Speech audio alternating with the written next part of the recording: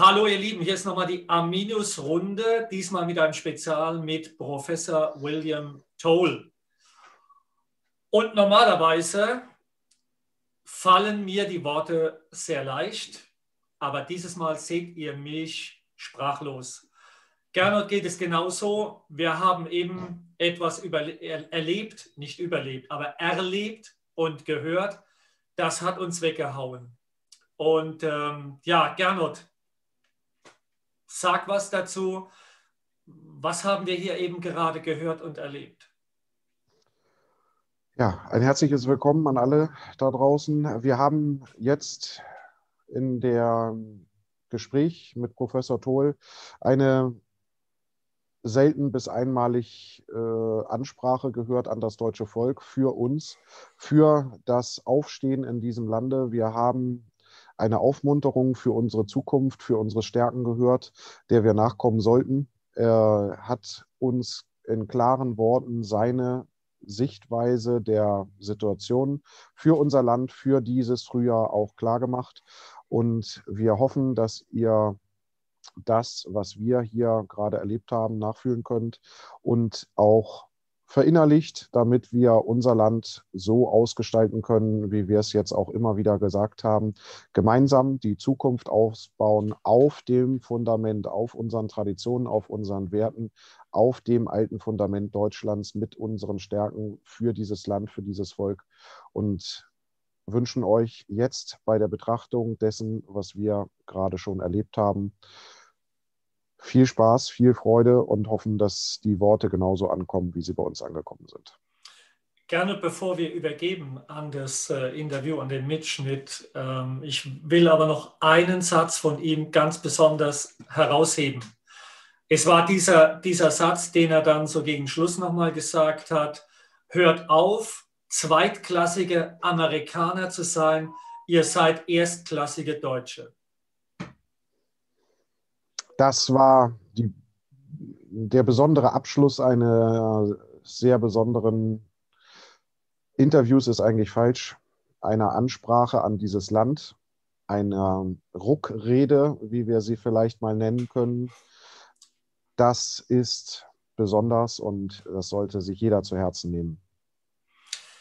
Ja, dann ihr Lieben, dann wünschen wir euch viel Spaß, ganz tiefe Erkenntnisse und vielleicht seid ihr genauso emotional berührt wie wir beide. Wir waren es auf jeden Fall und auch ich werde mir dieses Interview noch viele Male immer wieder zu Gemüte führen.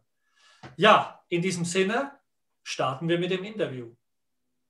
So, we are warmly welcome Professor William Toel, but before we begin, Mr. Toel, we thank you for the kind words you said to the Germans, to the German people, German families in the last interviews. You have touched our hearts, and we both personally, we had goosebumps. We listened carefully also to your message to us. And everyone can listen on your blog, so we will provide the link after that interview. What we understood is that this is one of the reasons why we joined together, Gernot and me, is the fight for truth and peace. And therefore, I have one question, or the first question. It comes from people around us. You said in an interview that the Germans should take their destiny in their own hands. But some of the viewers asked the question, aren't the Americans or the American government responsible to end our occupation and give us a smooth start into the future? No, sir. The American government is not responsible to end the occupation.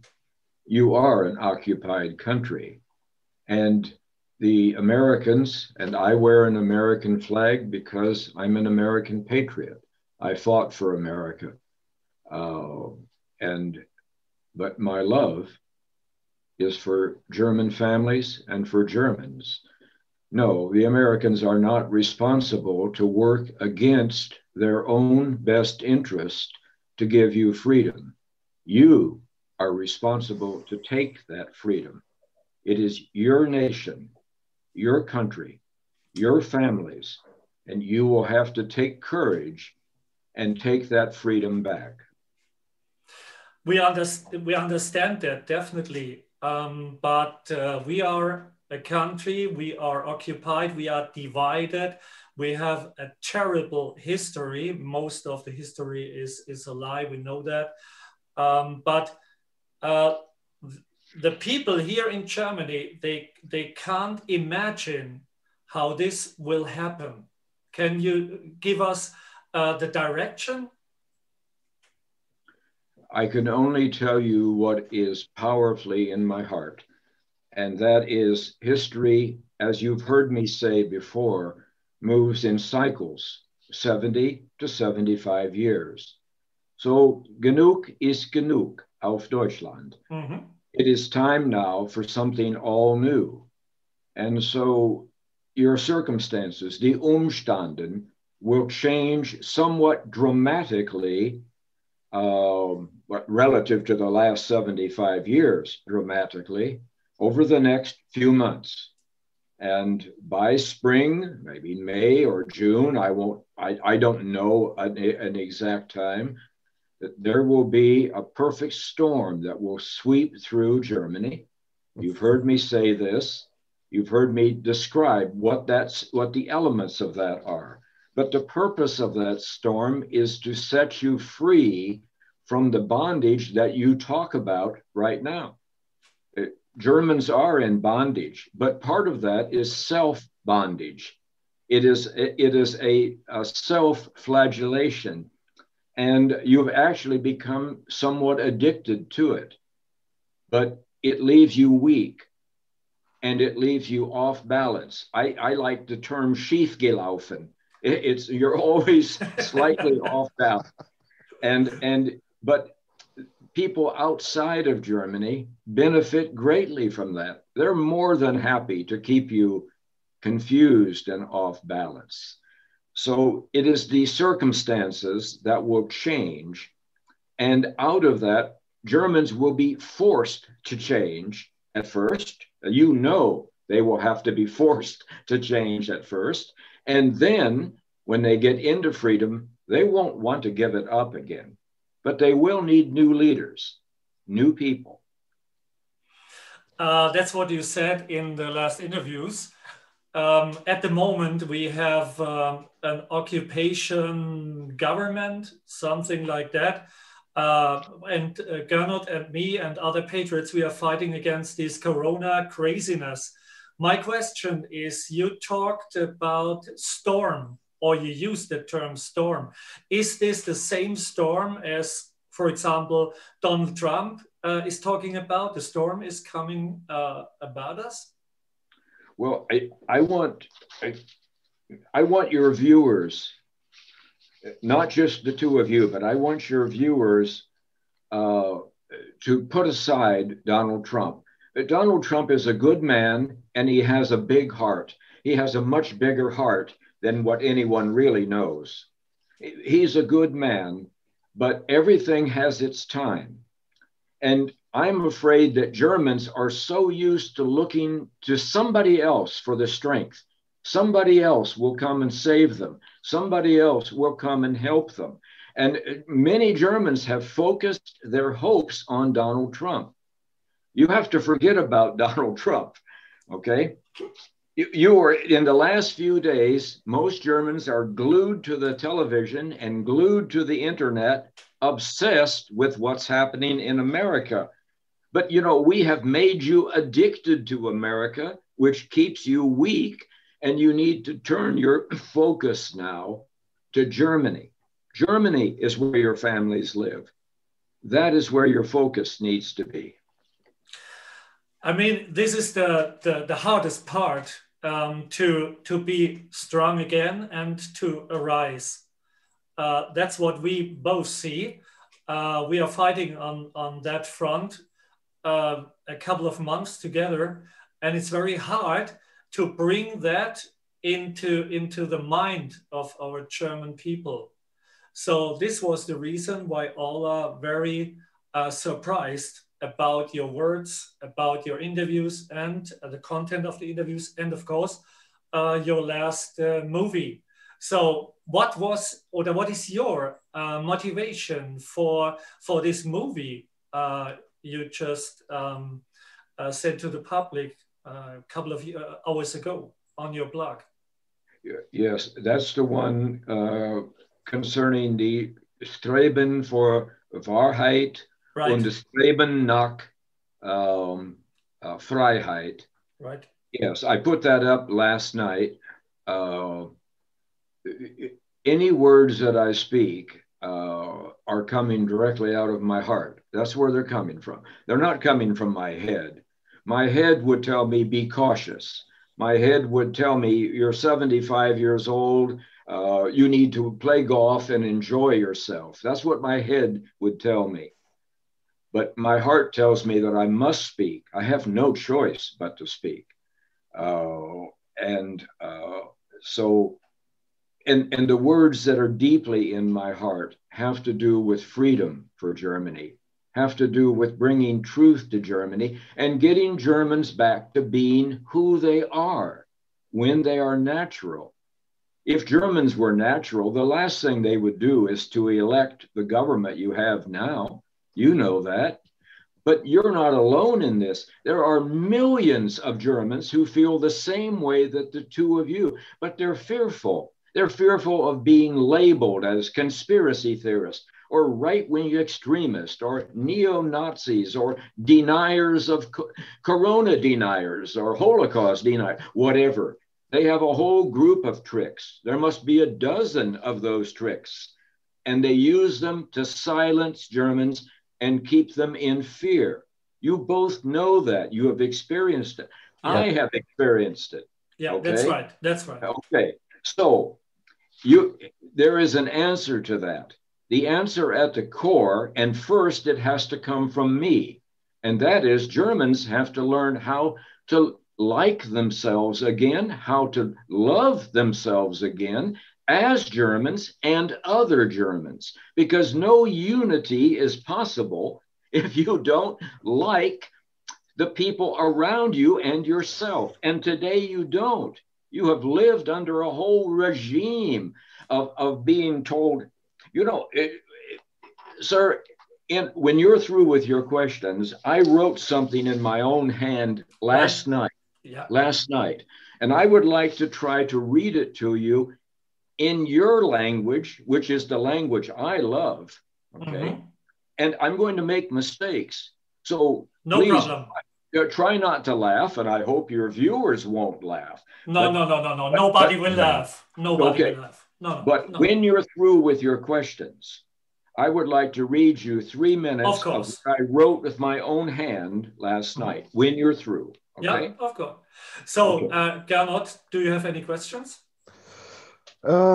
Just a question to you that it would be great if you could explain a little bit more to our viewers how you explain this storm and the results for our movement. We try to start here because it is everything okay and everything absolute right what you told us right within the next last minutes, and we need some more explanations, please, for the movement, for the people outside, because it is the unity for the future, for the developments we need to go is the problem, and I would like to hear some words from you, please, to that. Yes, that's a legitimate question, because as Germans, you have, when you are natural, you are going to demand to know what's behind things. Was steckt dahinter will come to the first of your mind all the time. Was ist wirklich wahr will come into your mind all the time. Wie ist eigentlich gewesen ist will come into your mind every time you hear someone make a comment. And then from now on, the two of you need to start asking respectfully good, tough questions and demanding answers. Today, the answers you're getting are what in American we call softball answers. They don't answer anything. They're little tapes, political tapes. That's all they are. But Germans today are so fearful that you accept that as the real answer. You can't accept that as the answer because your heart tells you and your mind tells you this is not a correct answer. This doesn't resonate with me. Number one, I'm going to answer Frank's question, Gerno, and then you. And that is, he asked me, what's my motivation? Well, every German needs to know the answer to that. How can you come into freedom when you have no idea the motivation of the person who's talking to you? Okay. My motivation is not something that I have chosen. It's not that I wouldn't have chosen it, but I didn't choose it. It chose me. Before I was even born, this was as powerful in me as it is this very day. Okay. And why would anyone choose to love someone who doesn't want to be loved? And that's the German people. This is an impossible task. Think about how hard it is to talk to 82 million people who for 75 years have been living in a world that, well, it's not a real world. Okay. No. So my motivation is something that I have no choice on, Gerno and Frank, but the two of you have got a responsibility for unity, because if you're worried about your movement, then you're playing into the hands of your enemies. You have to be worried about building something, yes, that is as people who have like mind. I agree with that. But at the same time, your minds have always got to be on German families all over Germany, all over the nation. What are their concerns? What are their worries? How can we make this within the German borders to true German people a place that is secure, where mothers and fathers can tuck their babies in under the covers at night, their children, and know that they are safe, that they can send them off to school and not learn all kinds of crazy social things and be marched off to Holocaust camps over and over again. Okay? That's not healthy for a kindergarten child. That's not healthy for them. Nobody's denying the Holocaust. That's not true whatsoever. So what I want you to do is to focus always, yes, build your movement, and I will help you build your movement. I hope this video has 300,000 people viewing it, okay? But at the same time, keep the bigger picture in mind. You've got 16 Länder out there, and they all are confused.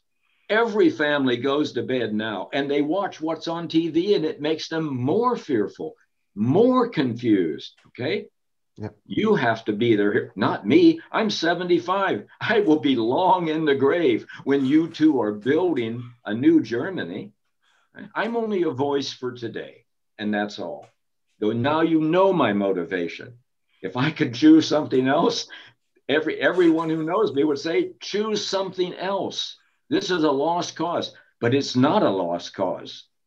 It's not a lost cause at all. Okay. Okay. And Gernot's question? Okay, Gerno's question is a very, very good one. We're going to have inflation in Germany, and you know that Germany alone is fearful of inflation. Maybe by spring it'll be 4%, maybe it'll be 4.2%. In most countries, nobody would care about that. But Germans save money. They save 23% of all that they earn. Germany is a nation of people who are coming into their pension age at this point in time. When you have 4% inflation and rising, and you have a chancellor and a finance minister who is borrowing, and putting a huge amount of debt on the future of German people without even asking Germans. Not even asking them in the Länder in the Länder parliament, not asking them in the normal parliament.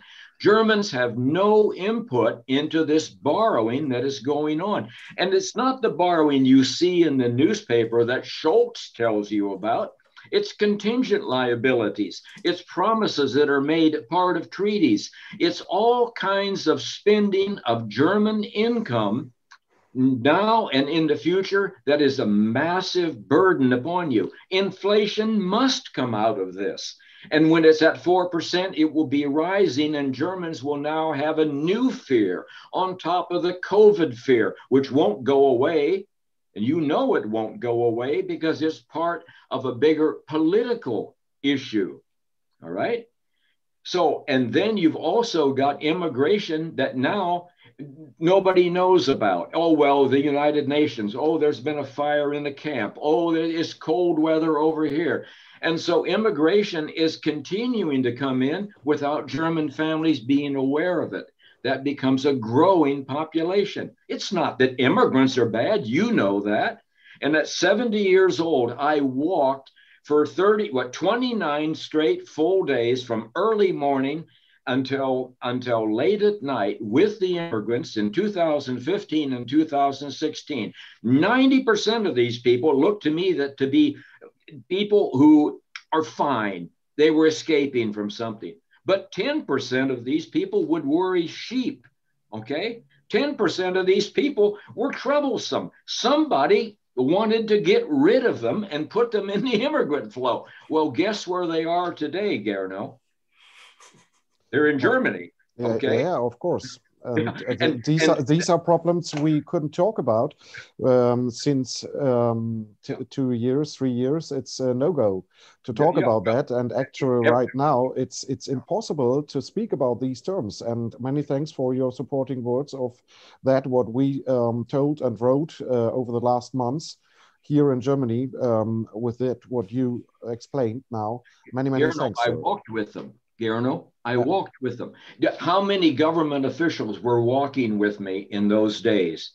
You could see your breath. I didn't see a single one. How many? Okay. I'm talking to police commissioners. I'm talking to policemen. Okay. I'm asking them to do their job when I see things.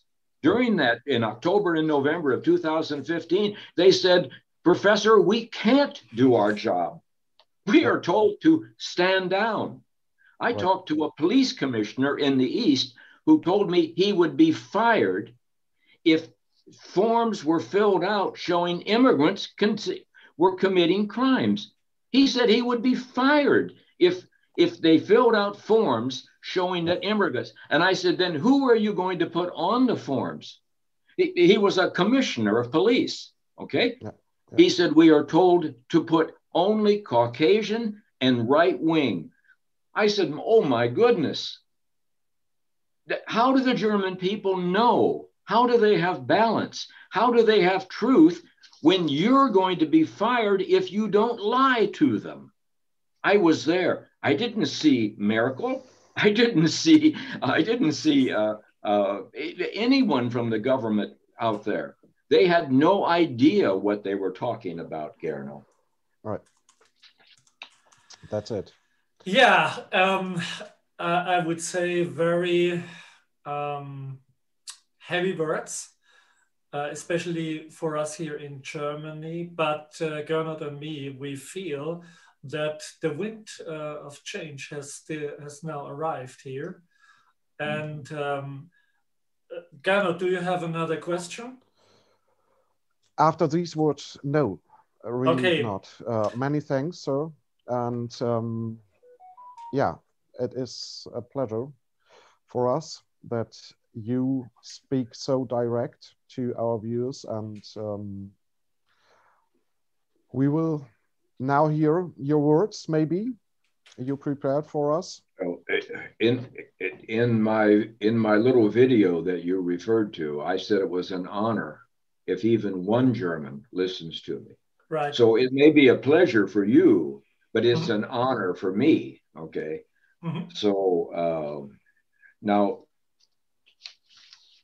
when something comes to me, I have to write it down. But it is my responsibility to take the risk to begin speaking in German. even though for a while I will sound like a third grader. What has kept me from speaking in German is only fear.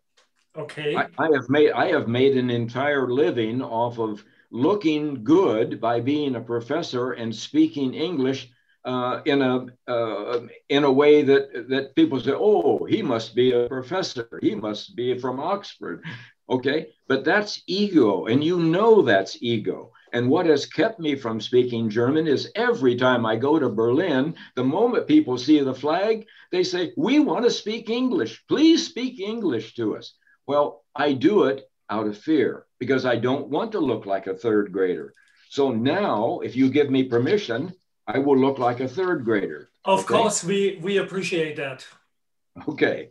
And by the end of this year, I want to get to the point where I can speak to you in German, which is the most beautiful language in the world, the most complete and full language for expressing ideas and emotions and feelings.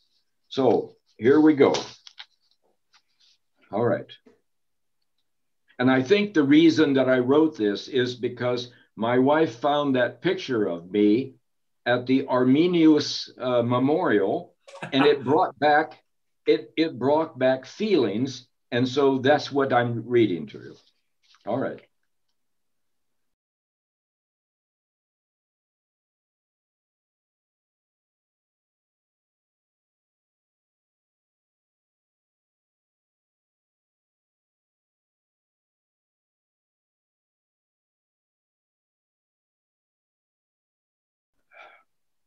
Was ist aus der Einheit und Freiheit geworden, die Arminius für Deutschland erkämpft hat? Dass die Deutschen die Kraft genießen könnten, ganz sie selbst zu sein. Stattdessen haben wir heute Schuld und Scham und Schande, die Notwendigkeit, immer klein zu sein und sich ständig bei allen zu entschuldigen. Und zwar für immer. Es gibt kein Entkommen, kein Begnadigung und kein Vergebung.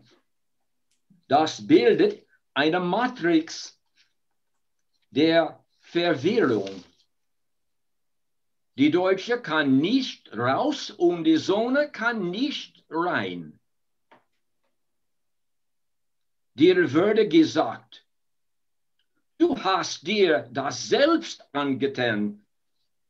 Du hast nur dich selbst zu beschuldigen.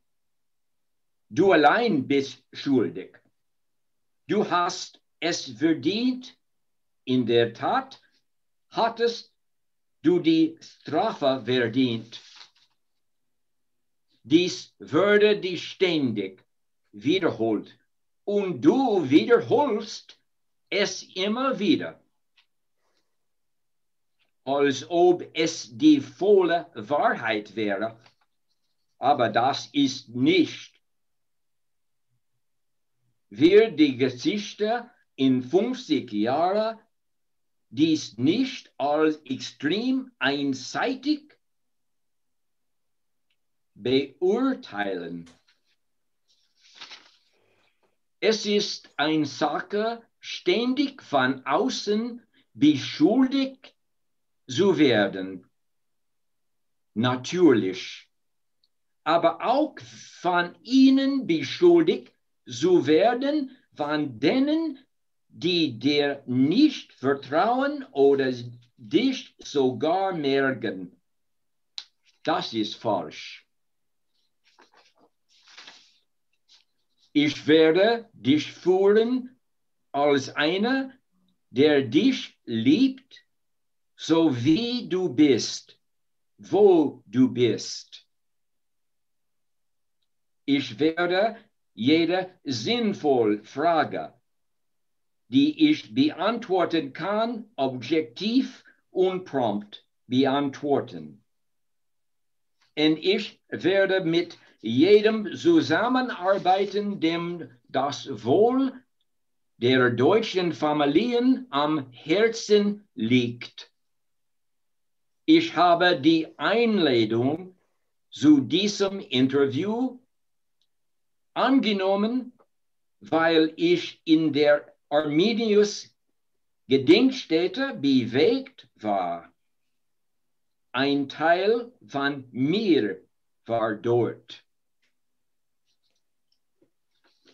That's what I wrote, gentlemen.